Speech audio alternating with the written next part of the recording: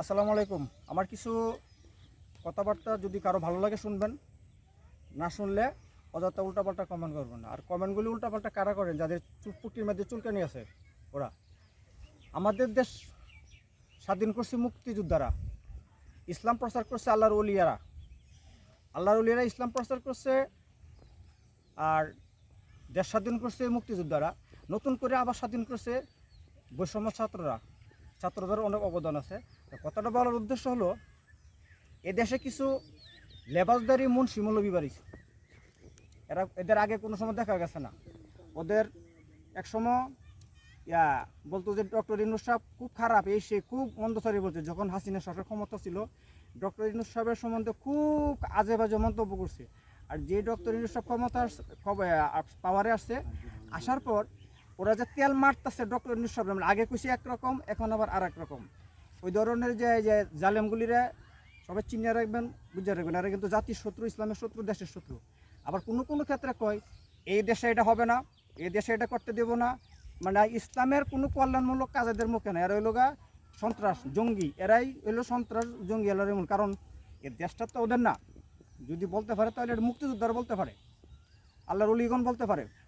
সাধারণ পাবলিক যারা ছাত্র বিরোধী আন্দোলন করছেন, যারা ছাত্র বৈষম্যতা যাদের বর্তমান জানেন তো যে 5ই আগস্ট হাসিনাকে পতন করা হয়েছে, এরা বলতে পারে।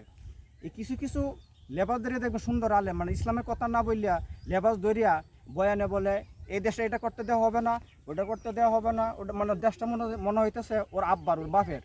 তো বলতে চাই, আমি মামুন কাজল, জেলা আমার কিশোরগঞ্জ, থানা হোসেনপুর, গ্রাম বাসুরচর। আমি এটুকুই বলি যে এই দেশ জেনামুক্ত হবে। এই যে ছোটো ছোটো পোলাপান্ডে পুটকি মারা হবে, এটা মুক্ত হবে। এই যে ছোটো ছোটো মেয়েদেরকে দর্শন করো, এটা মুক্ত করা হবে। আর মেয়েদের সাথে যারা জেনা ব্যবচারী করেন, এটাও মুক্ত করা হবে। আর একজনের বউ আর একজনের যে নিয়ে যান গে, এটাও মুক্ত করা হবে, পরকেও মুক্ত করা হবে।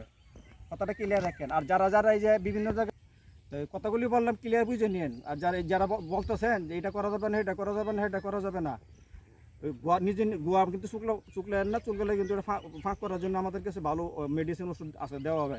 হ্যাঁ, কারণ আমরা হোসেনি সন্তান একজন থাকলে যথেষ্ট। কি সুন্দর বলে যে এই দেশে এটা করা যাবে না, ওই দেশে এটা করা যাবে না, ওইটা বউয়া নোটিশ করে দিছে আজীবন বড় গোয়া মারা দিছে গোয়া হালা।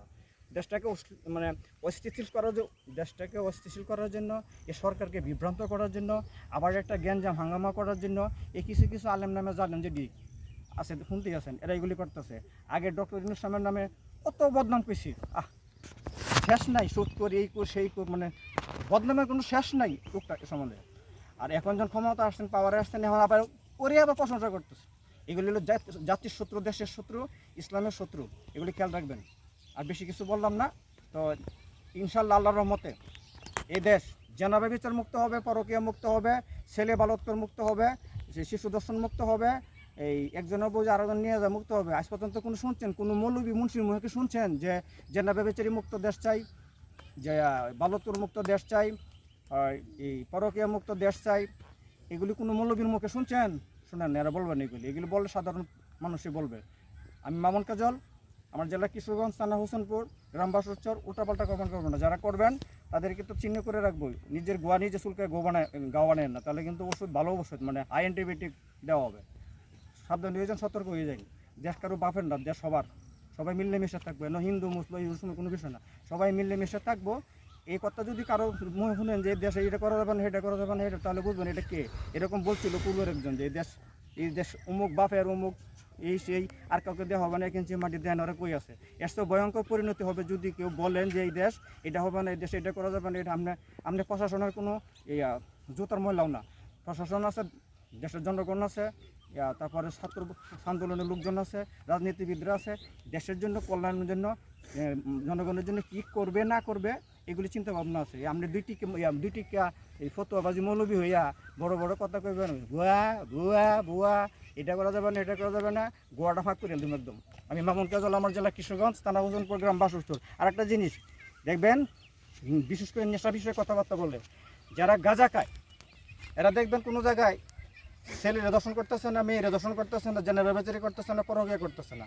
আর ইদানিং ধরা খাইতেছে বেশি হুজুর মুন্সি মৌলবীর নামে যেগুলি যে ভুয়া কতগুলি মুন্সি মৌলবী আছে মানে ফতোয়াবাজি দিয়ে মানে এই ইসলামের নাম ধরিয়া ইসলামের ভেষ ধরিয়া এরা এইগুলি করে, এরা দেখবেন এইগুলি ভালো মানুষের যারা এইগুলি করে, দর্শন করতেছে, শিশু দর্শন, ছেলে মেয়ে দর্শন, নারী দর্শন, এই তারপরে আপনার যে বিভিন্ন জেনে ব্যবচারী কাজে যারা লিপ্ত হয়েছে এই মুন্সি মৌলবী। আর একমাত্র খারাপ দেখা গেছে গাঁজা খায়, কিন্তু এরা কোনো খারাপ দিকে যায় না, ওটা এনে বিচারও লাগছে। এটা খারাপ কেন সবসময় ঘৃণা করি, বিরোধিতা করি। গাঁজা যে খায় এটা খারাপ, এটা মানতে। তো কথা উদ্দেশ্য বলা হলো এটাই যে যারা গাঁজা খায় যে এত দোষ এই সেই, আর যারা টুপি মাথাতে দাঁড়িয়ে রেখে সুন্দর লেবাস ধরে মানুষরা বুঝাইয়া এই ছেলেদেরকে কি করতেছে, মেয়েদেরকে কি করতেছে, তারপরে পর বউর সাথে কি করতেছে, এই ইত্যাদি ইত্যাদি খেয়াল রাখবেন। আমার ভুল ত্রুটির জন্য আমি ক্ষমা চাই। অযথা থেকে চুলকে গাবানেন না। আবার দেখা হবে।